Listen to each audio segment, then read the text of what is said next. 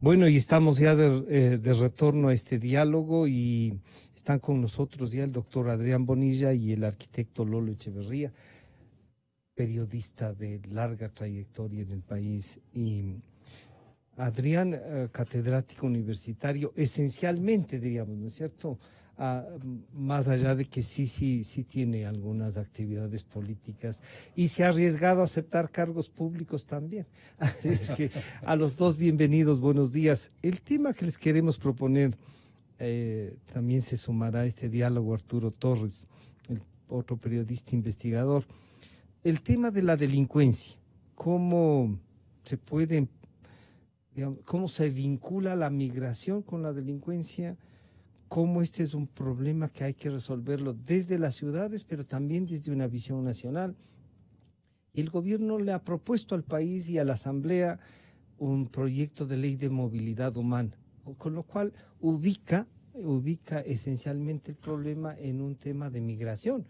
Parecería entonces que delincuencia nacional no tenemos y no hay duda, las cárceles demuestran que sí. Adrián, bienvenido, buenos días. Una primera apreciación sobre esta sensación después de lo que pasó el sábado, este asesinato, y hemos visto en estos días también otros en otras ciudades del país, esta sensación de que la delincuencia es una consecuencia de la migración. Bienvenido, buenos días. Buenos días, Francisco. La respuesta que los datos nos ofrecen es que no, que no hay una relación, que esta es una construcción. ¿Cuáles son los detalles de la construcción?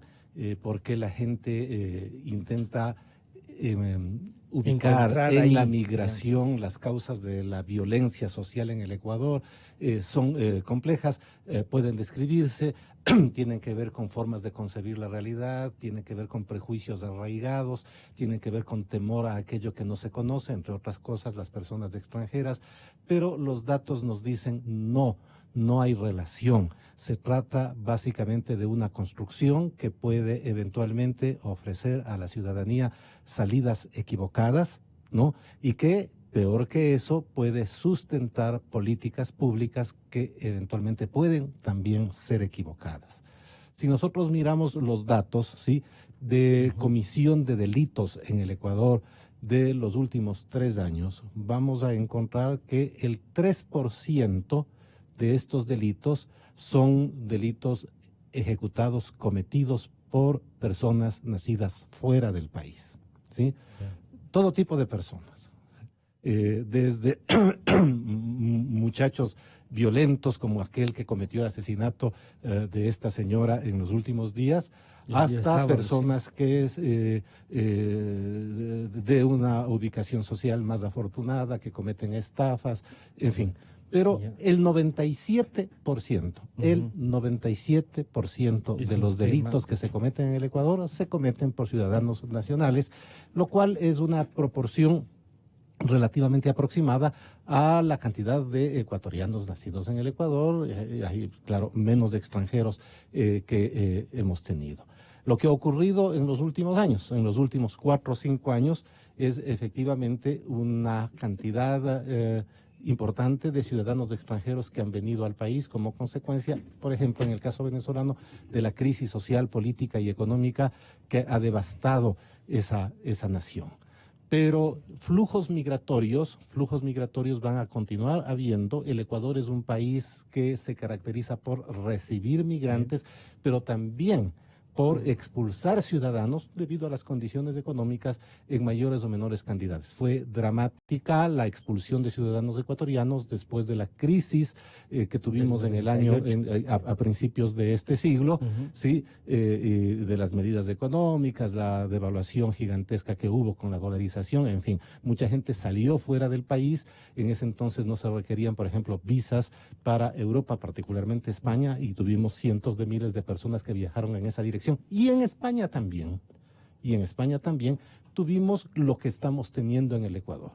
Eventualmente delitos que se cometen por migrantes, ¿sí?, ecuatorianos, por ejemplo, o marroquíes, por ejemplo, o latinoamericanos, se atribuyen a los flujos migratorios. Este es un discurso muy arraigado en el caso europeo en las formaciones antimigrantes nacionalistas que se identifican que son identificadas en Europa con la ultraderecha. Todavía la idea de que los migrantes son los que cometen los delitos sustentan este tipo de políticas. Lo estamos viendo en los Estados Unidos, en donde los flujos migratorios de latinoamericanos hacia los Estados Unidos han disminuido, lo cual no obsta para que se construya por parte de los candidatos en Estados Unidos, particularmente los candidatos que apelan a un electorado xenófobo, ¿sí? La idea de que los migrantes que llegan a los Estados Unidos son las personas que cometen los delitos y son narcotraficantes y, en fin, y desordenan la sociedad. Bueno, esto que pasa en sociedades como aquellas, Estados Unidos, Europa, pasa aquí también. Pasa aquí también. Entonces, ¿cómo construimos el fenómeno de la migración? Tiene que ver con cómo los valores de la sociedad están levantados, pero el problema es que este tipo de valores ahora, en año electoral, ¿sí? Interpelan decisiones, discursos de personas que se dan cuenta de este tipo de percepciones de construcciones y levantan discursos políticos en esta dirección porque creen que es populares. Lo peligroso es que las políticas públicas, creyendo ser populares, puedan ser equivocadas, puedan ser erróneas, porque este problema, ¿sí? El control de la migración, sí, es un problema de carácter social, no se va a resolver, no se ha resuelto ni en el primer mundo y tampoco en el Ecuador se va a resolver con disposiciones de carácter restrictivo. Lolo, bienvenido, buenos días. Después de este panorama, entonces, si las cifras nos dan esto, es peligroso que nos digan que el tema es de migración. Y a eso se suma la desocupación y los ciudadanos dicen, nosotros tenemos desocupación. Y encima de eso recibimos extranjeros que nos vienen a disputar con condiciones menores incluso, el trabajo los espacios públicos. Y entonces, claro, ahí viene un conflicto de cómo tratar, incluidos los espacios públicos de las ciudades, que van a tener que ser regulados, ¿no? Bienvenido, buenos días. Gracias, Francisco.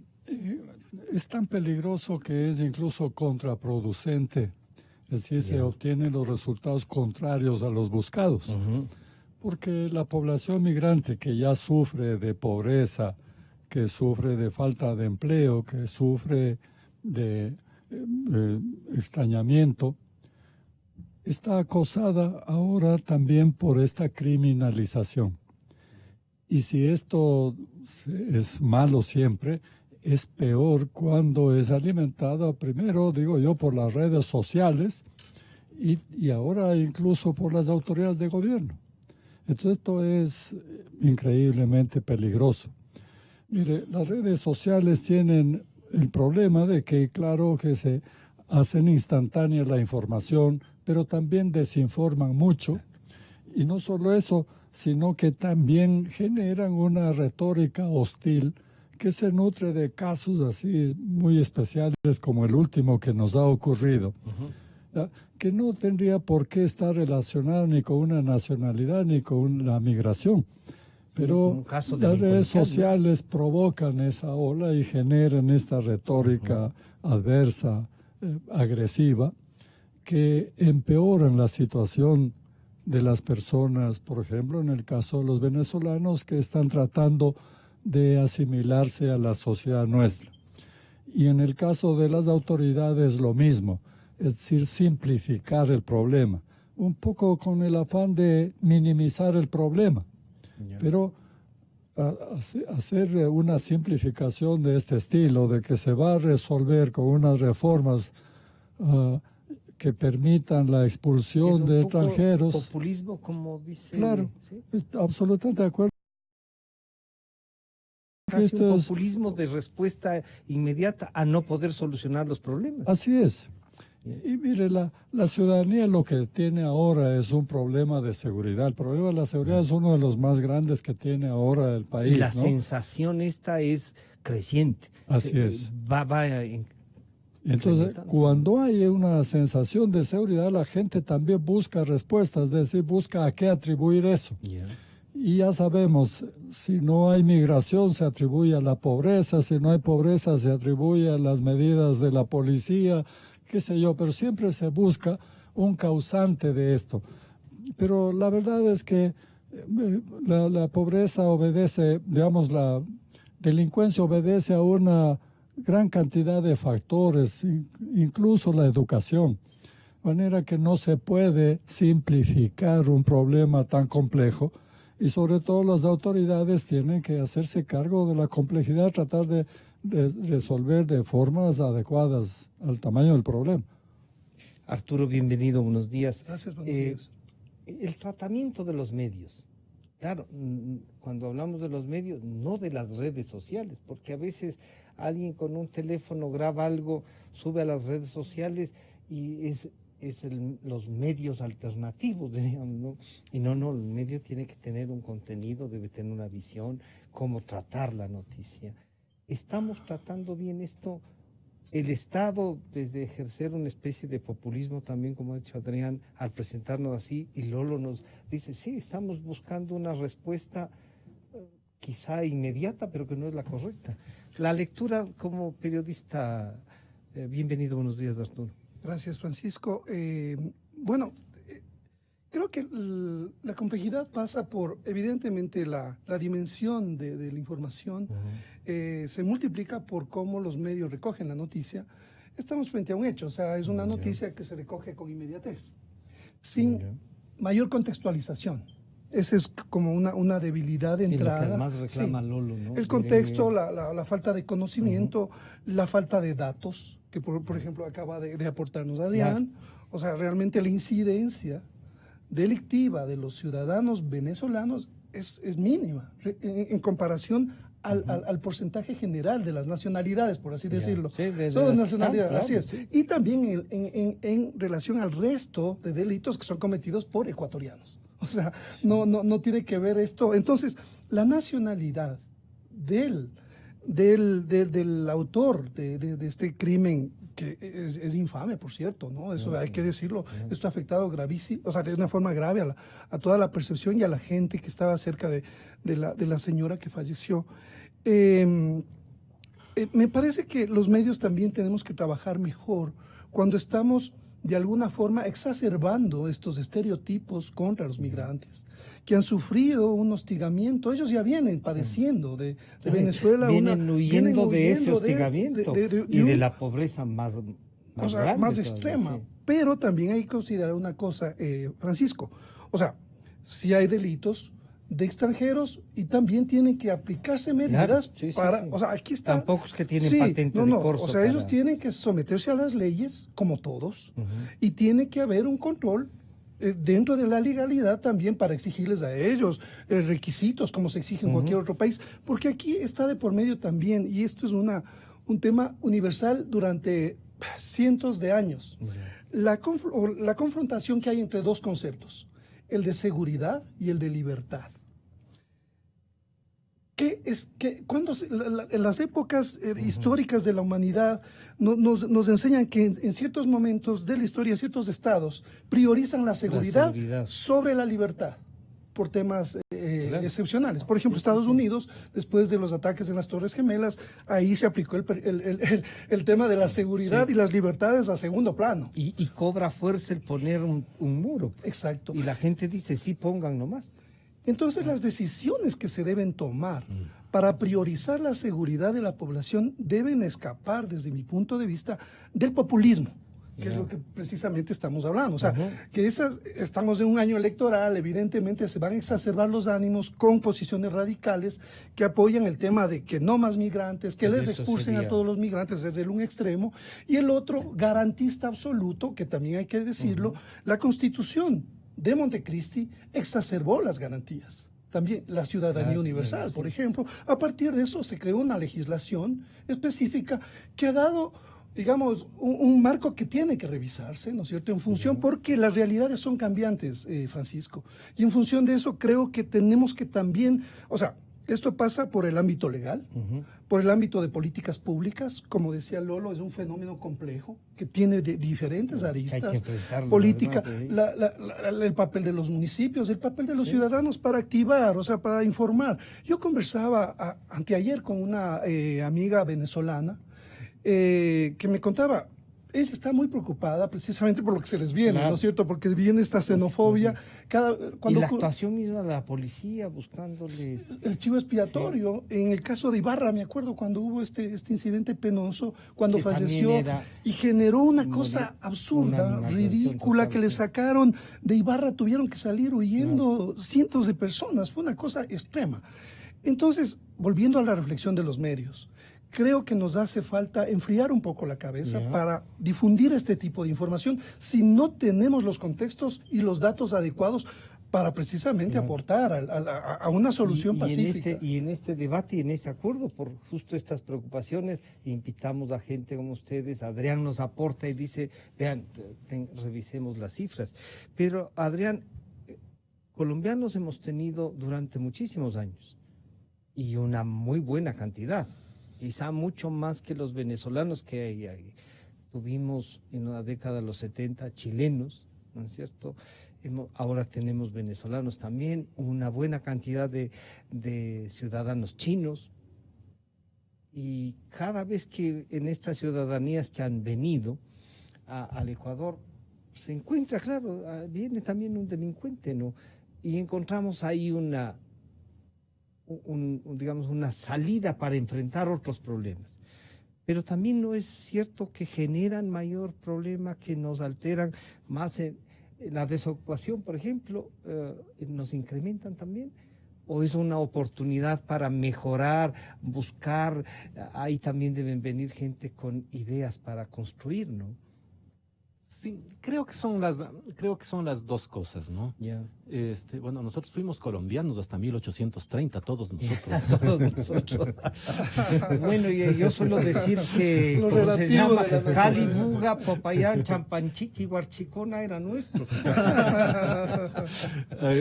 A ver, creo que son las dos cosas. Los fenómenos migratorios explican en muchos casos procesos de reactivación de la economía porque los ciudadanos migrantes de una u otra manera ocupan nichos en las sociedades de acogida que normalmente los nacionales no lo hacen por distintas razones, ¿sí? Nosotros no podemos evitar pensar y enorgullecernos que parte de la reactivación económica española después de la gran crisis que este país tuvo a finales de la década pasada, fue en buena parte producto del trabajo, del esfuerzo de ciudadanos migrantes que en comparación con ciudadanos nacionales asumieron trabajos que movieron la economía por salarios inferiores y sin las mismas capacidades de protección social. Eso ocurrió en Europa, esto ocurre en los Estados Unidos. Nosotros no podemos evitar pensar en la prosperidad de la economía estadounidense, básicamente de su producción de alimentos. Estados Unidos es el principal productor mundial de alimentos. No podemos pensar en esa prosperidad sin pensar en los migrantes temporales, por ejemplo, de origen mexicano, que mueven la agricultura en todos los estados del sur hacia la mitad del país en los Estados Unidos.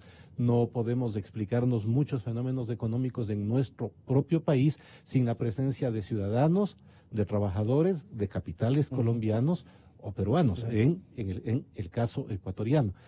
Ahora, sí, en todos los casos y en aquellos que tú has citado hemos tenido reacciones xenófobas, ¿no? Y prejuicios. Los prejuicios contra los colombianos han sido arraigados largamente en muchas generaciones de ecuatorianos. Es esta cosa de temor a lo que es diferente, y en este caso lo único diferente es el acento, básicamente. Claro, sí. O este tipo de atributos que en estos días, en estos momentos, como consecuencia del aparecimiento del coronavirus, aparece en redes sociales y en conversaciones cotidianas, y atributos de carácter negativo que se les da a los ciudadanos chinos. O sea, esto demuestra cierto tipo de xenofobia también.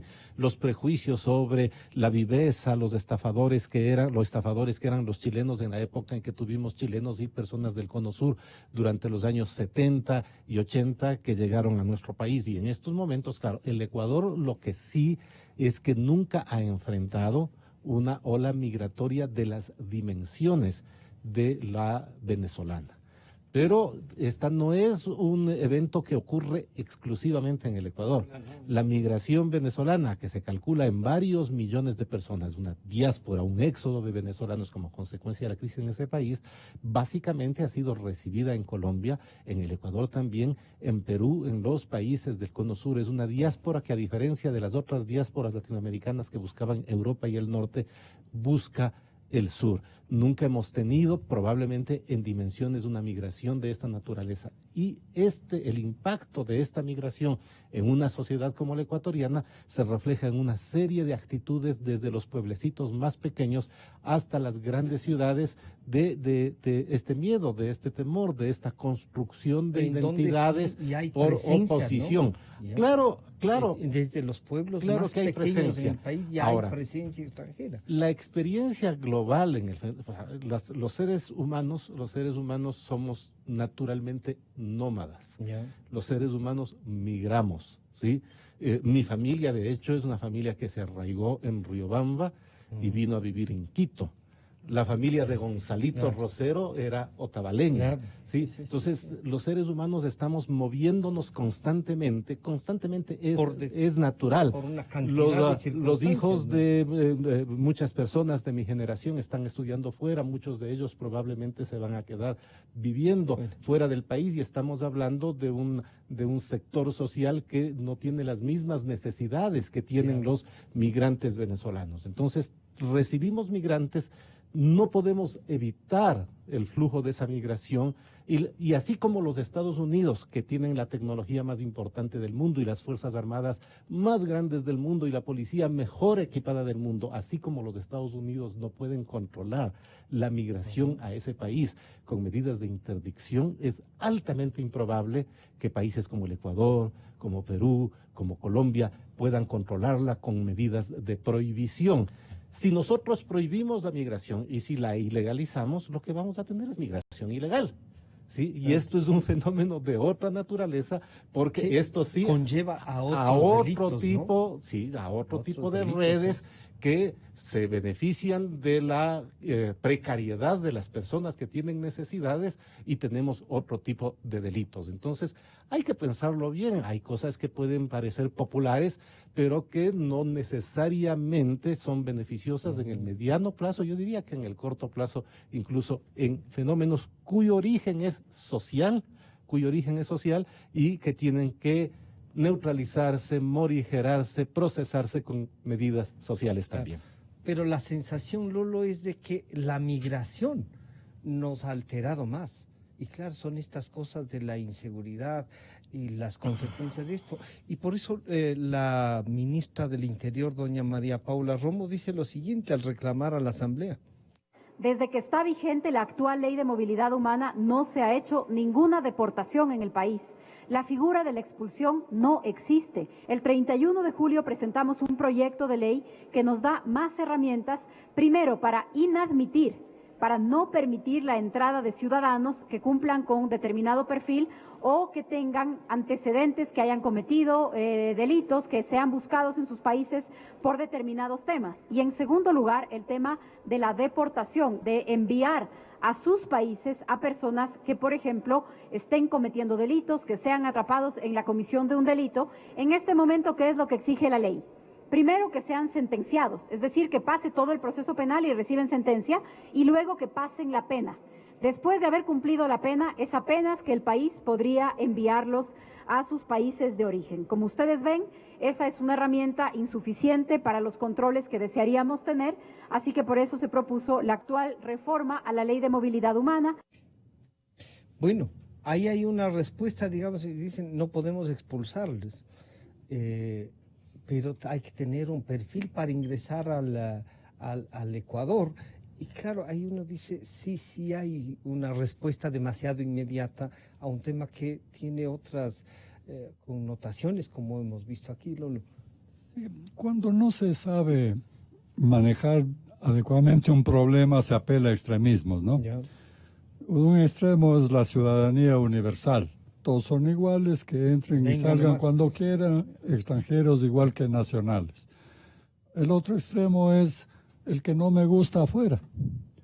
Ninguno de los dos es aceptable para la civilización. No digo yo para nuestras leyes, para la civilización. No es aceptable ninguno de los dos extremos.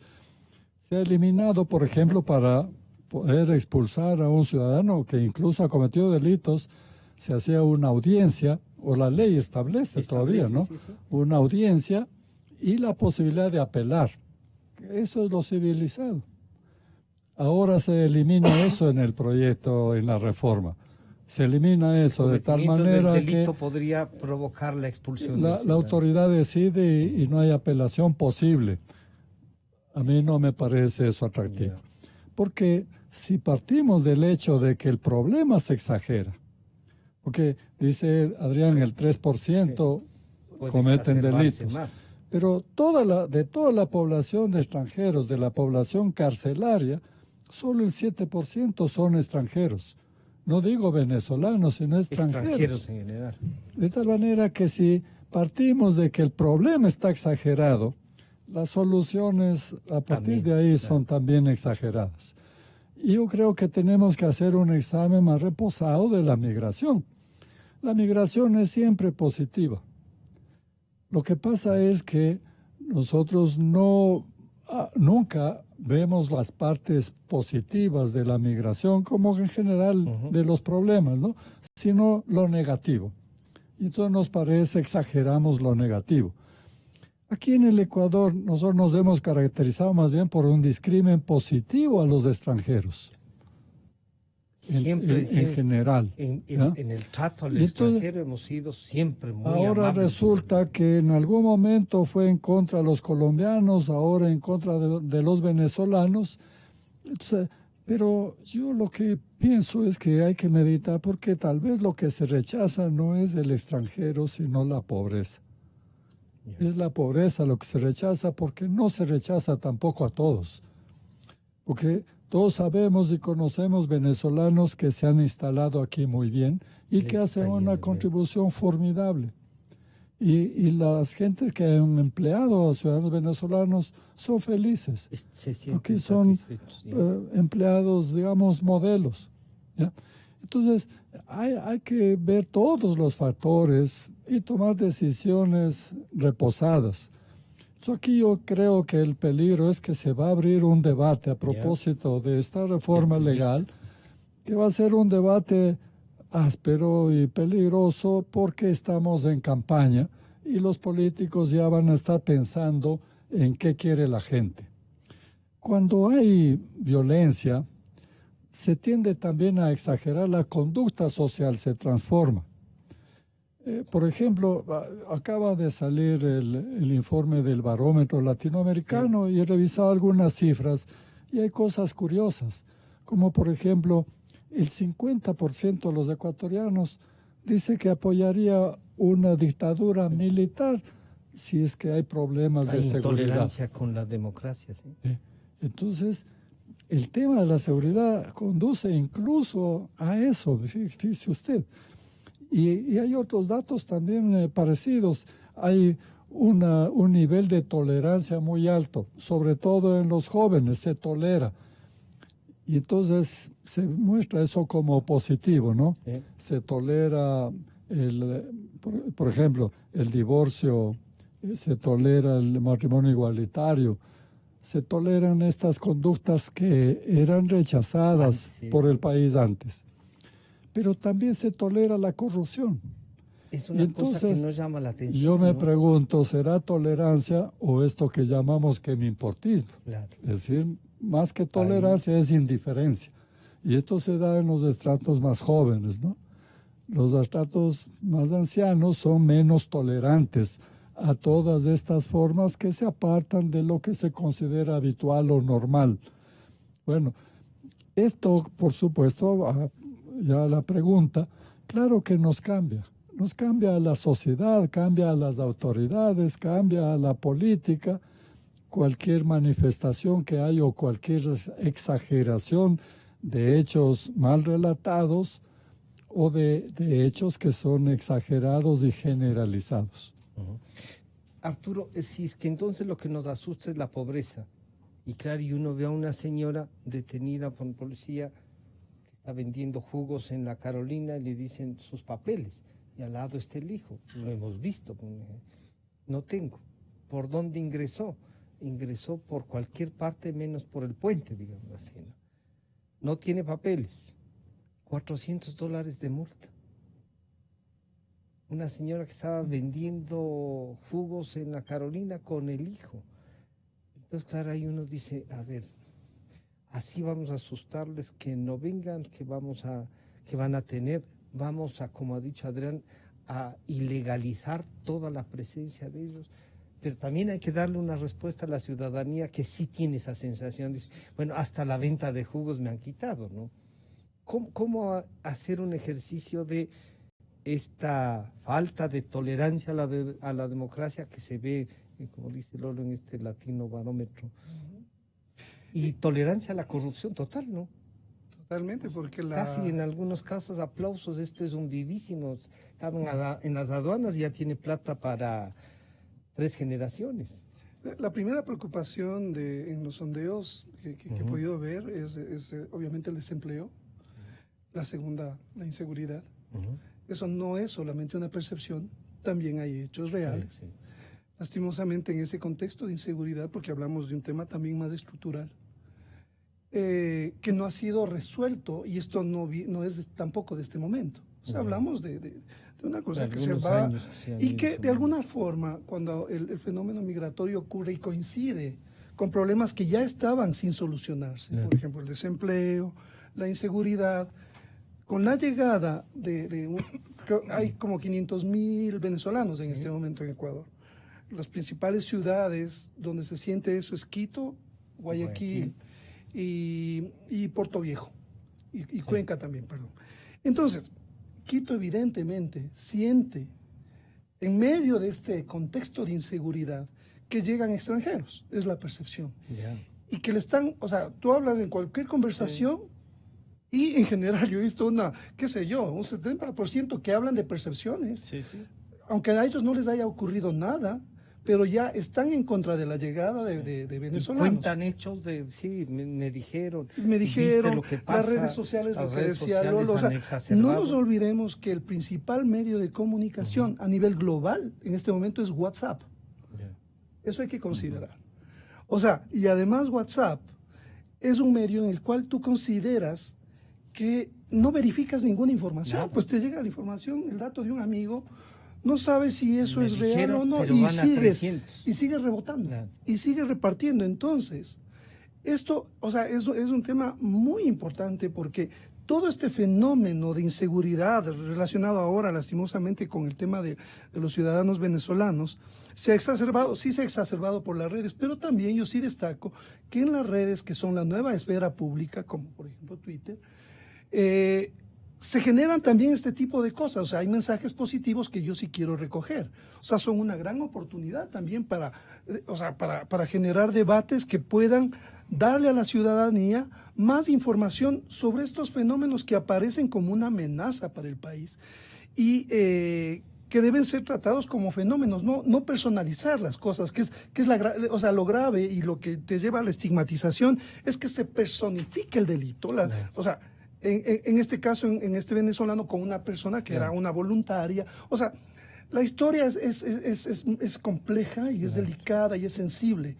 Y aparte, la señora, además de ser víctima, tenía una trayectoria de la que los ciudadanos de voluntariado, se sentían muy orgullosos de contar con ella. Y es una reacción normal, si tú quieres, de empatía con ella. ¿Y cuál es el que se ve como el enemigo?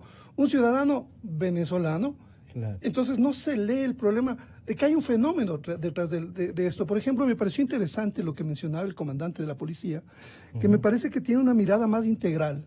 ¿No es cierto? Él dice, bueno, sí necesitamos leyes, pero necesitamos políticas públicas, necesitamos prevención, necesitamos reforzar la inteligencia. Por ejemplo, necesitamos el apoyo de las autoridades judiciales y fiscales, que no existe impunidad en debido proceso. Por ejemplo, inteligencia adecuada con sistemas tecnológicos para apoyar y saber de dónde obtuvo el arma esta persona, ¿no ¿no es cierto? El que estuvo, porque el porte de armas aquí está prohibido, prohibido, pero sí. deberíamos hacer investigaciones prolijas para saber dónde está el mercado de las armas, de dónde llegan. O sea, me parece que este abordaje más integral del fenómeno Debería debería ayudarnos ayudarnos más bien a entender y a enfrentar mejor el problema. Y yo quisiera que escuchemos a Jairo Jacome de la cadena Teleamazonas, que desde Tulcán decía lo siguiente. Mediante operativos de reacción inmediata, la policía logró la captura de un extranjero que minutos antes robó con arma blanca a un transeúnte en el Cantón Huaca y abordó un bus interprovincial para huir con el dinero. $116 que se había sustraído de la persona, más unas 3 armas blancas que se le detectó. A este hecho se suma la presencia permanente de extranjeros en parques y plazas de Tulcán, cuyos desalojos iniciados por la fuerza pública evidencian la tenencia de sustancias estupefacientes y armas blancas. Estamos nosotros retirando casi en forma diaria alrededor de hemos llegado casi a 16 armas blancas durante un día. Es que de a poco los extranjeros se van tomando los espacios públicos, generando zozobra ciudadana. Vienen a generar el desorden, vienen a generar la incertidumbre, la inseguridad. Yo creo que las autoridades tienen que tomar medidas y son medidas urgentes porque la población se está cansando de todo lo que pasa. Eso genera la necesidad de crear una ordenanza de manera conjunta con los barrios, a fin de recuperar los espacios públicos y garantizar la seguridad ciudadana. Porque no podemos permitir que se atente contra nuestros niños, nuestros jóvenes, contra la propiedad de nadie. Eso no lo vamos a tolerar. El ingreso irregular de extranjeros por pasos alternos de la frontera es evidente todos los días de la semana. En Tulcán, Jairo Jacome Ortega, 24 horas. Adrián, ahí hay una visión de la ciudadanía de esto, ¿no? No, Claro, no. ya hay una Lo que hay es respuesta. una construcción de la información Ya. que está orientada hacia generar una respuesta emotiva por parte de las ya. personas que oyen o de las personas que miran un reportaje Es que peligroso. seguramente es televisión. Entonces, ¿qué es lo que nosotros tenemos? De lo que yo me acuerdo. Tenemos un reportaje en donde informa que un ciudadano que asaltó a otra persona ha sido detenida en un bus. Inmediatamente el nexo que este discurso plantea es este ciudadano que asaltó a una persona extranjero. es simplemente una muestra de todos estos extranjeros, todos los que están despojando, apropiándose, ¿sí? Están expulsando a nosotros, las personas de este lugar, de lo que es nuestro espacio público, los parques. Están en los parques. ¿Cuál es la demanda de la ciudadanía? Voten a los extranjeros de los parques. Los parques son de nosotros, en este caso los ciudadanos de Tulcán. Los extranjeros no son dueños de los parques. La policía lo que tiene que hacer es agarrar a todos y echarlos de los parques. ¿Por qué? Sustenta el discurso que ha sido construido porque la policía, que ya entró a los parques a intimidar a los extranjeros, encontró armas blancas. ¿Qué son las armas blancas? No sabemos qué serán las armas blancas, si serán navajas, si serán cuchillos de cocina, si serán... Bueno, este es el discurso que se ha construido, que concluye, el corolario del discurso es, las autoridades tienen que hacer algo es expulsar a los extranjeros, ¿sí? Porque de lo contrario, nosotros, los habitantes del lugar, que ya estamos cansados, vamos a reaccionar. Hubo un paro en Tulcán una semana antes del paro nacional y popular que hubo en la ciudad, un paro en esa ciudad, en toda la provincia, que fue bastante intenso, sobre el cual no ha habido ningún tipo de responsabilidad civil, ni penal, ni nada, a pesar de que la ley prohíbe el bloqueo de carreteras y todas estas cosas, pero en todo caso. Este es el discurso que ha sido construido en este reportaje. Entonces, no es que, y claro, el reportaje es presentado como una demanda de la ciudadanía, cuando lo que tenemos es la construcción de un discurso absolutamente xenófobo. Y ahí habría una cosa adicional. Es también una especie de reclamo a los municipios, porque dice, oiga, están armando carpas en los parques. Bueno, es esto, pero los municipios van a tener también que enfrentar el sustrato del discurso es efectivamente eso. Ahora, el fenómeno migratorio, las personas, si no, son personas que llegan sin un centavo, que llegan caminando por pasos ilegales, que han sido ya previamente extorsionadas por bandas que los trasladan ilegalmente, porque legalmente no es posible entrar. ¿Y dónde se quedan? Personas que llegan con familias, con hijos, entonces van al parque. Y si no van al parque, ¿a dónde van? Sí. Ahí hay una necesidad adicional. Ahí hay un problema efectivamente de carácter social, que la expulsión de los ciudadanos de los parques o de la provincia o de la ciudad no va a solucionar. No va a solucionar. Lolo, se dice, ¿no? Y ahí, para decir lo que decía Arturo, en las redes sociales nos contaban que abrieron las cárceles en Venezuela, justamente para generar problemas y dañar a los migrantes que querían salir en busca de otras cosas. ¿Eso es posible, es admisible, se podría verificar de alguna manera? Y claro, si salieron de las cárceles de Venezuela porque no les pueden dar ni de comer ahí, vayan a causar problemas en otras partes. Esto no se puede eso verificar y hay que tomar como falso mientras no se verifique. Esto es lo profesional desde el punto de vista periodístico. Sí, claro. Y esto es lo que no se hace, es lo que yo llamaba una retórica hostil. Es retórica. No es el relato de los hechos, porque aquí no hay ningún hecho. Porque el hecho que da origen a este relato es oído, no es visto. Me contaron, exacto. Me mandaron, sí. Y ahí se construye todo y se adiciona estos testimonios que se recogen. Cuando yo era director de un noticiero de televisión, les tenía prohibido que entrevisten a 2 personas que estén juntas, porque se contagian y se falsifica todo. El relato justo, correcto. ¿Sí?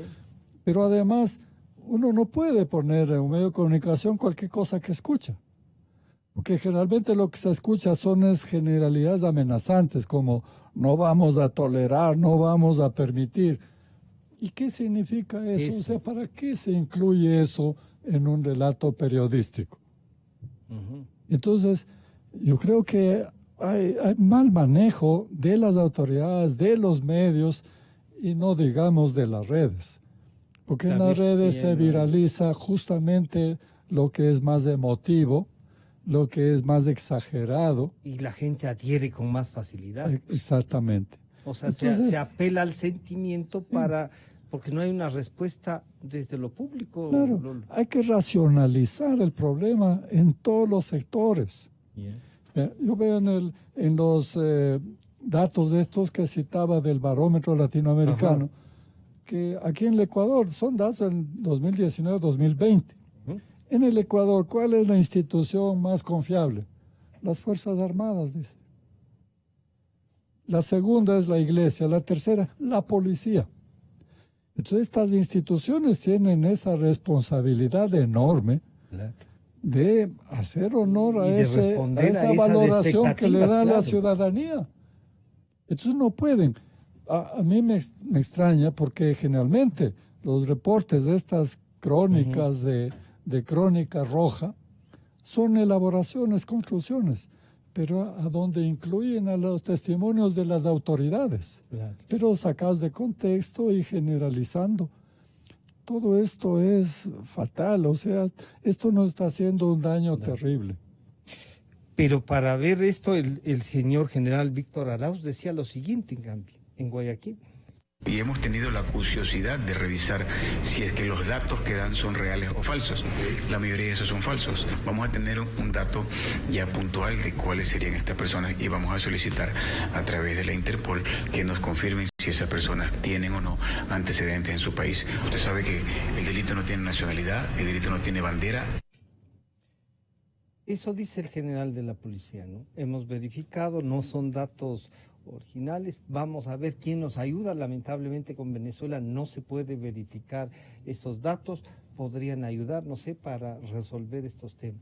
Pero más allá de eso, ustedes han dicho hay una construcción de un discurso, pero también estamos obligados a dar una respuesta, tanto a los extranjeros que vienen como a los ciudadanos que tienen ya esta percepción, para recordar al primer ministro del Interior de hace algunos años, ¿no? Las percepciones cuentan.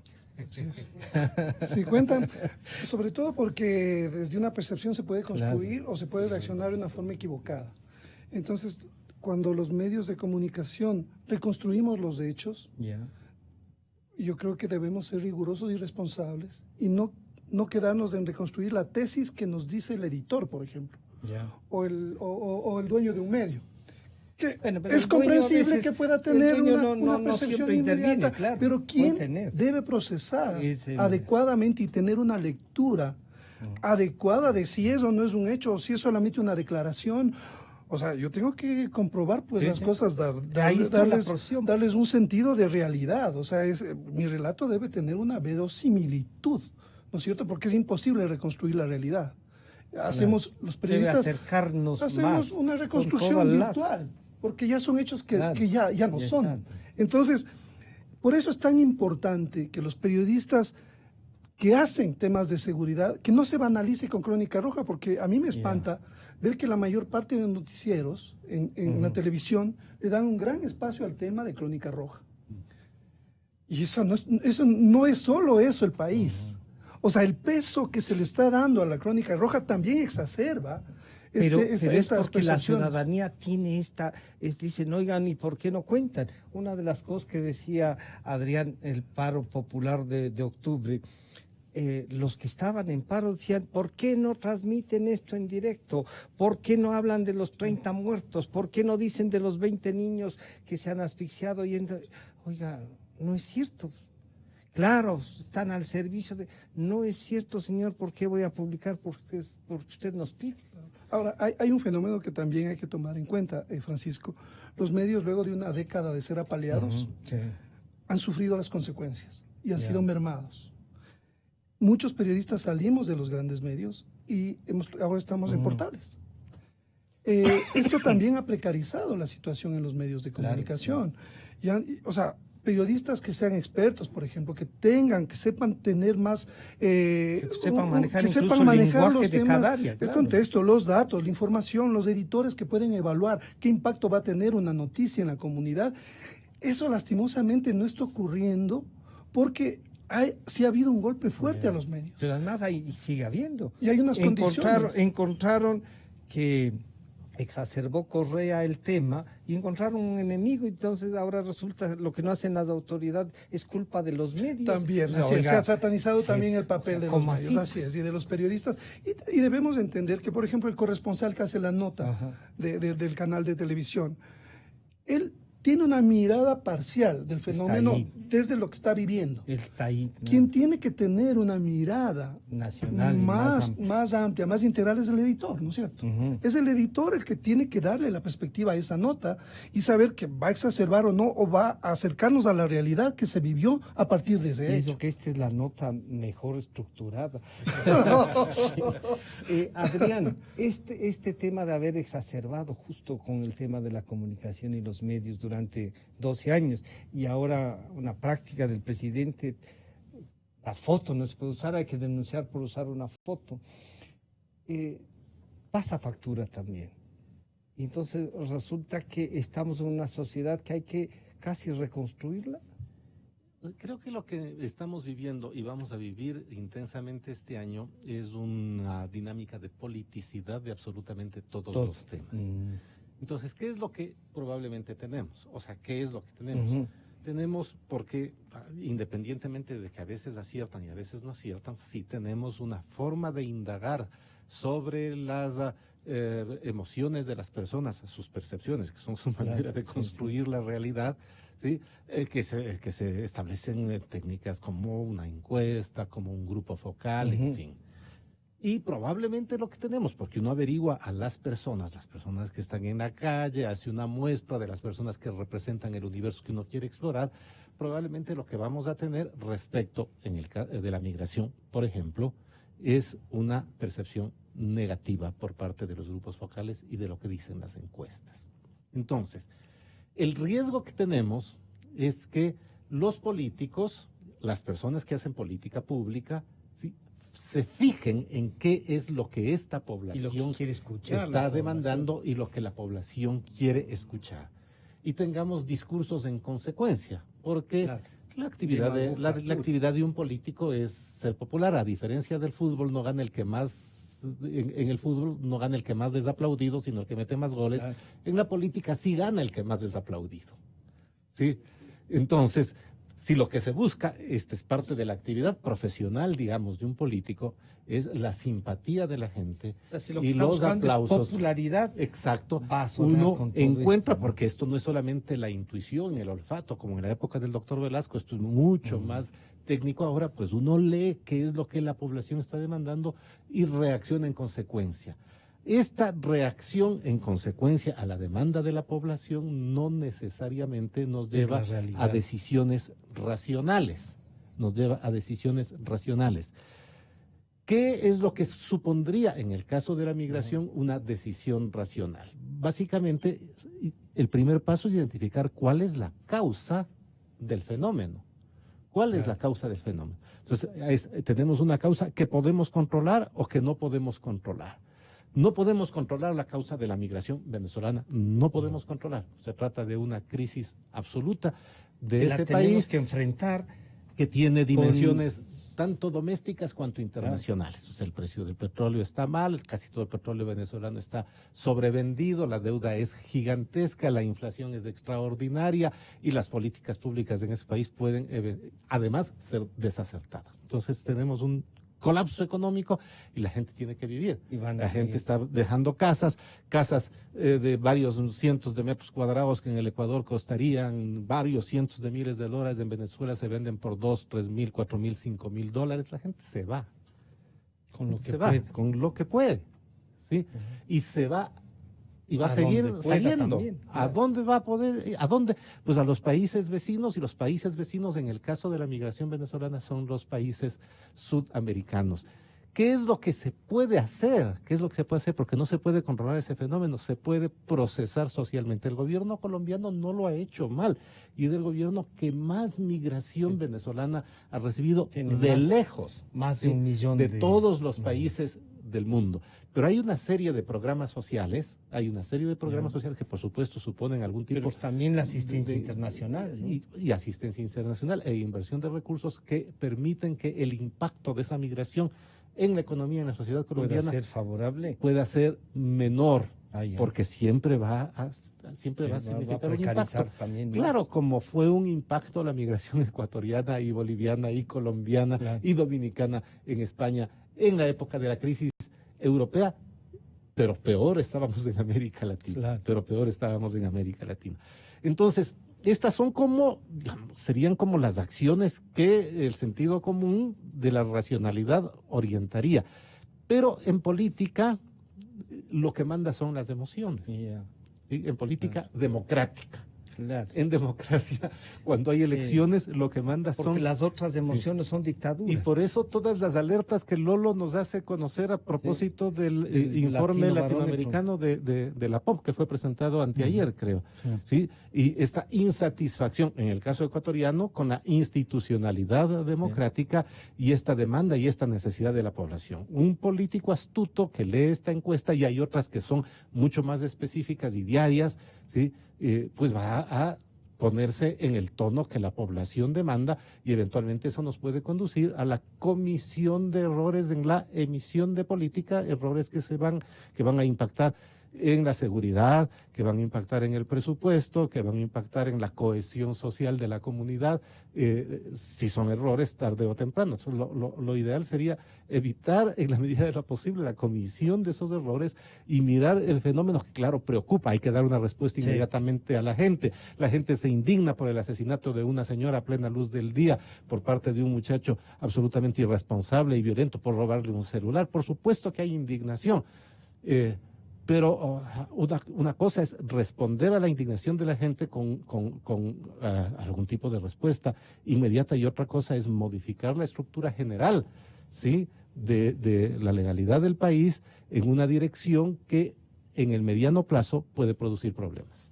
Lolo, una salida que el país como tal y que no se ha utilizado políticamente, como ha dicho Adrián, o sea, apelar a las emociones puede ser o un dictador, como se podría, que nos emociona diciendo el sábado hay que crucificar al fulano de tal, hagan tal cosa con el fulano de tal, puede ser atractivo. Resulta que entonces hay una construcción que se vuelve peligrosa para la propia democracia, ¿no?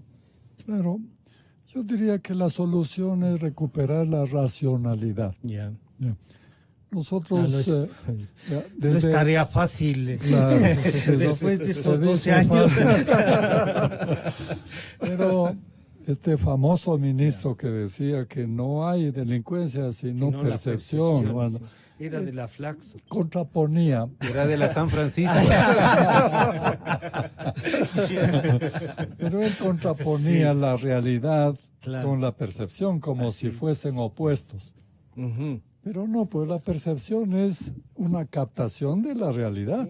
Que puede ser exacerbada, Exacto, sí, pero sí es correcto. una percepción El de la opuesto realidad. es la mentira. Ya. Entonces yo creo que hay que recuperar incluso el sentido de las palabras, porque nosotros, los políticos más que nadie, hablan de pura filosofía, pero desconocen la aritmética. Es decir, la filosofía también en el mal sentido de la palabra, que se definía como aquello con lo cual o sin lo cual el mundo sigue tal cual. Y la aritmética como el hablar con la realidad, apegándose, no apartarse de la realidad. ¿Qué es lo que nos une a la realidad? Los datos, las cifras, los testimonios. Eso es lo que nos ata a la realidad.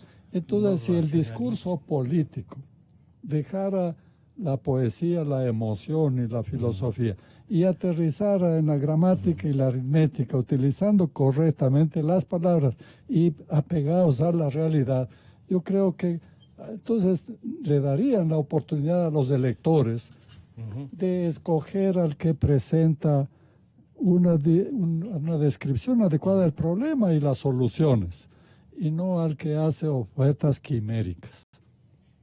Bueno, este año, como ha dicho Adrián, va a ser el año, no sé si judicial por todo lo que tiene que resolver la justicia, pero también de estas respuestas inmediatas y populares para ver a quién aplauden más, y de ese aplauso a lo mejor sacan los votos. ¿Qué debemos hacer? Bueno, el deber ser es bastante complicado cuando vemos un ambiente tan exacerbado por diferentes agendas, ¿no es cierto?, y objetivos claros sobre cómo sacar el mejor partido posible de las emociones de la gente, ¿no es cierto? Pero yo me quedo con un tuit y quería, pues les voy a leer este tuit que me pareció que resume un poco lo que yo llamo, o sea, mi abuelo me decía, ni mucho que queme santo, ni poco que no lo alumbre. Al medio, ¿no es cierto? El equilibrio. Es un tuit de Raúl Andrade que dice, sin xenofobia, pero con criterio. Los extranjeros no pueden entrar sin papeles ni récord policial al Ecuador. Un control elemental se impone y la policía tiene que redoblar su esfuerzo y su profesionalización. Es lo mínimo. Es decir, la policía de una manera técnica, las autoridades también y los ciudadanos también tenemos nuestro compromiso de ser más serios frente a estas cosas. O sea, tenemos que también ser más críticos. Ver estas informaciones que nos pasan, todo lo que nos pasan por WhatsApp, ser un poco más distantes, ¿no? O sea, no hacer el juego, no actuar como manada. Y precisamente creo que ahí es tan importante el rol de los periodistas, ¿no? Dar información a la gente para que se pueda gobernar a sí misma y que entienda exactamente cómo actuar, no en función de emociones, sino en función de datos y de realidades. Bueno, por eso es que invitamos a 3 profesionales a que claro, trabajen en esta racionalización como nos ha pedido Lolo, ¿no? No es fácil después de haber generado un ambiente de confrontación y que la respuesta sea, o como han dicho ustedes, tiene que ser lo más popular posible, que arranque aplausos y no la responsabilidad. Esperamos haber contribuido para que los ciudadanos tengan también entonces unas mejores percepciones y actuemos racionalmente. Quiero agradecer al doctor Adrián Bonilla, al arquitecto Lolo Echeverría y al licenciado Arturo Torres. Nos estamos encontrando el día de mañana. Muchas gracias.